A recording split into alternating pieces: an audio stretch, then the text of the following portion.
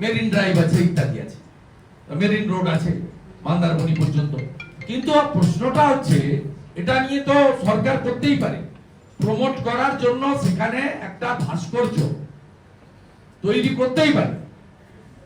এবং সরকারের যে কাগজপত্র, কেউ যদি জনস্বার্থের মামলা করে, কেন সরকারি টাকায় আপনি মন্দির বলছেন, সেখানে কিন্তু মামলাকারী হারবেন।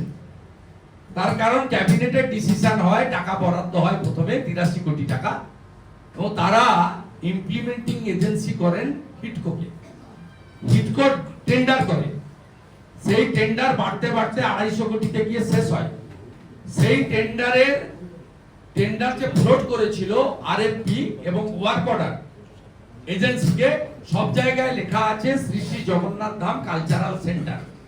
এবারে এক্সিট এন্ট্রান্স উদ্বোধনের কার্ড, আরেকটা কথা বলে দিই, আমার পুরনো ছবি ছেড়েছিলেন, আমি তো তৃণমূলে ছিলাম, এটা তো লুকানোর কিছু নয়।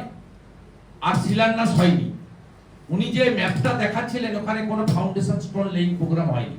19 সালে আমি উইটনেস, মলয় বাবু রিটায়ার করেছেন, অত্যন্ত সৎ অফিসার।